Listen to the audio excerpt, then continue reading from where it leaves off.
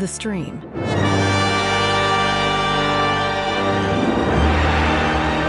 Must-see TV shows throughout the ages.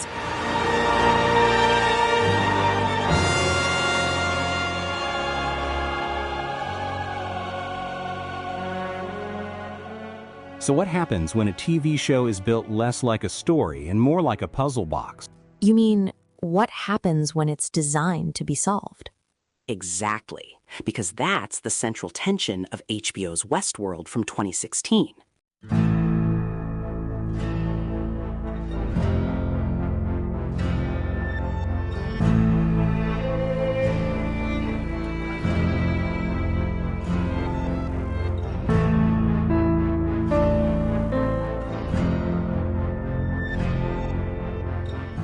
On one hand, you have this incredibly deep, philosophical exploration of consciousness, free will, and morality. All the big questions. But on the other hand, you have a show that critics at the time described as a meticulously constructed, obsessively self-analyzing machine. A curated data stream, tailor-made for the internet hive mind to pick apart. And they did. They solved it.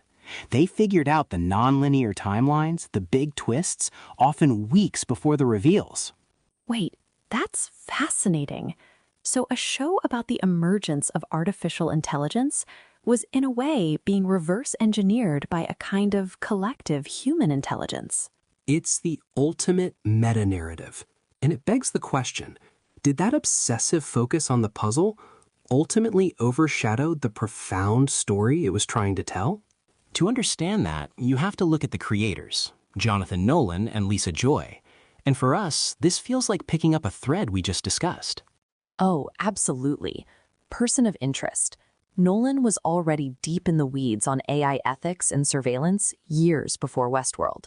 He saw AI as, in his words, the big question of our time. But with Westworld, he and Joy made a critical creative decision. Instead of telling the story from the human perspective, like Person of Interest mostly did, They told it through the eyes of the hosts, the androids. With every adaptation, you want to find a reason why you're doing the adaptation, especially if it's something good. Crichton's original film is packed with ideas, some amazing ideas. But the jumping off point for Lisa and I was a simple inversion. We're going to tell the story now from the perspective of the robots. You're immediately put in a position of empathy for the machines.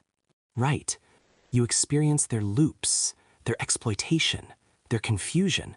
Evan Rachel Wood, who played Dolores, talked about the challenge of portraying bot thoughts, how to show a mind that is questioning its own reality for the very first time. You see humanity through their eyes, and it's not always a pretty picture. Because in the show, we're kind of called upon to do these shifts of energy very quickly because we operate off of voice commands. So I'll be in a full panic attack, and then someone will go, lose all emotional affect. So I'll have to go,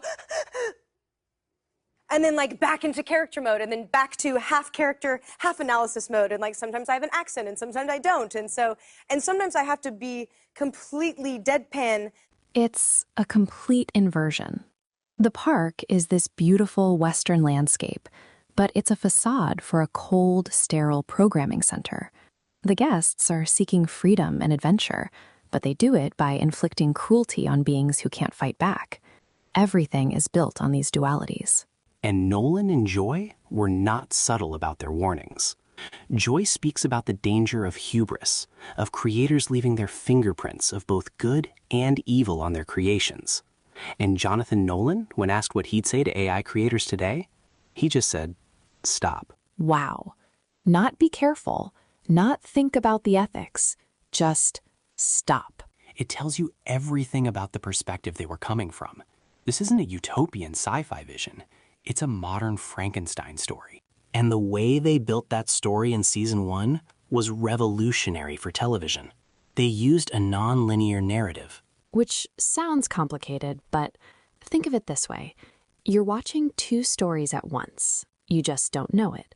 One is in the present, and the other is happening 30 years in the past. And the show intentionally cuts between them to make you think they're happening at the same time.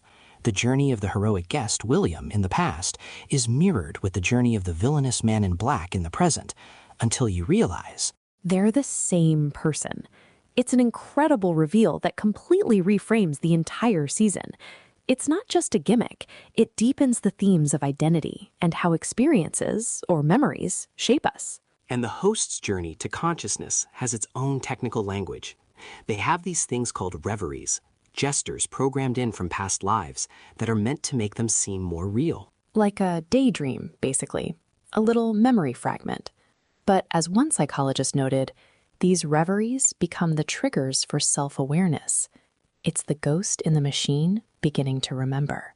This all builds towards the central metaphor of the season, the maze. The man in black thinks it's a physical game hidden in the park for him to win, but he's wrong. Yeah. As Ford, the park's creator, explains, the maze isn't for the guests. It's for the hosts.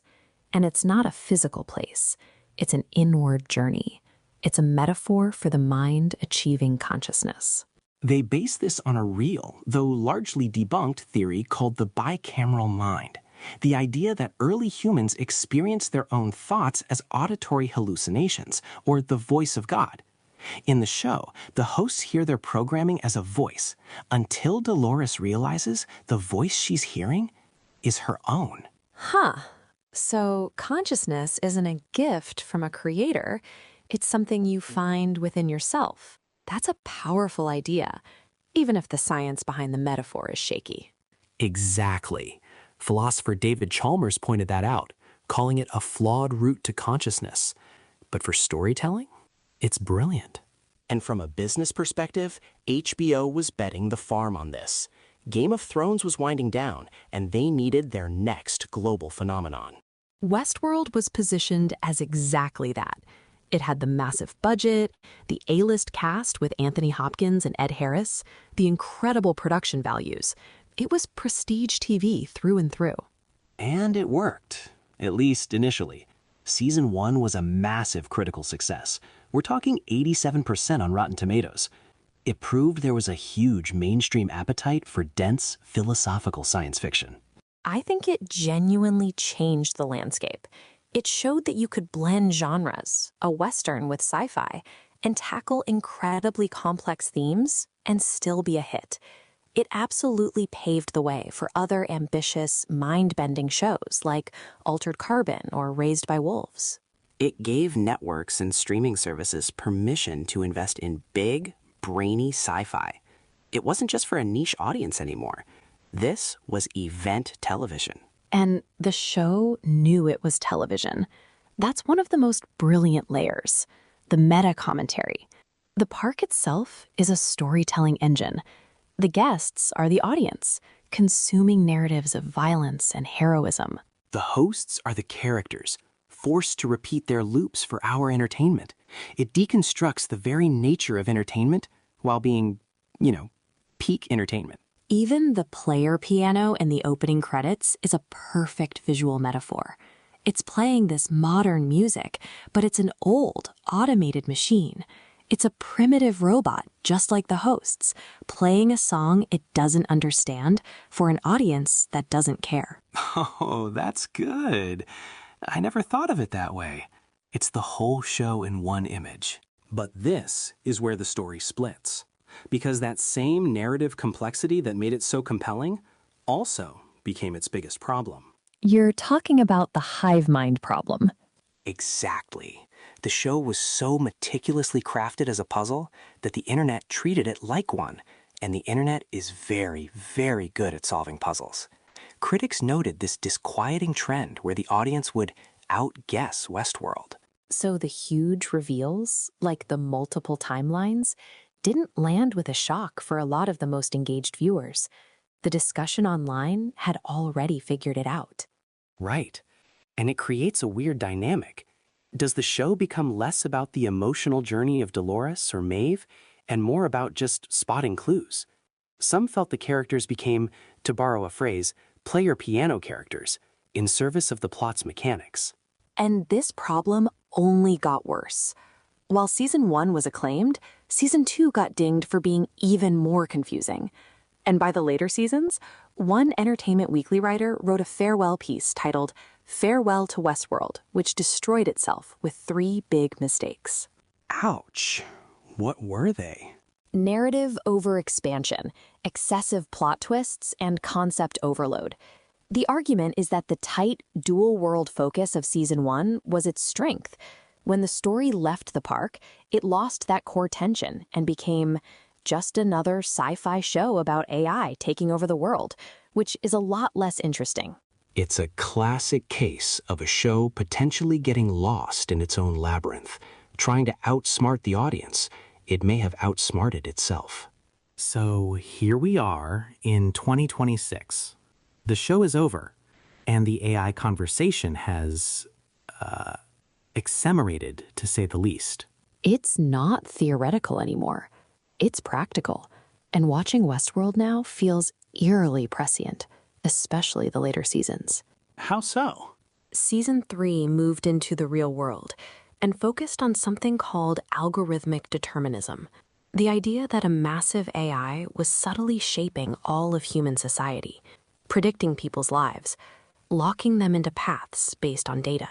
Wait, that sounds incredibly familiar. That's the conversation we are having right now about AI's impact on economic inequality, privacy, and societal control. It's the same thread from Person of Interest, just taken to its global conclusion. The Nolans have been warning us about this for over a decade. The idea that oppression doesn't just look like a robot with a gun. It looks like an algorithm deciding you don't get a loan, or a job, or healthcare. So what's the show's ultimate legacy? Is it the brilliant but flawed puzzle box of Season 1? Or the prophetic social commentary of its later years? Maybe it's both. I think it will be remembered as the show that dragged mainstream television kicking and screaming into a truly deep conversation about consciousness.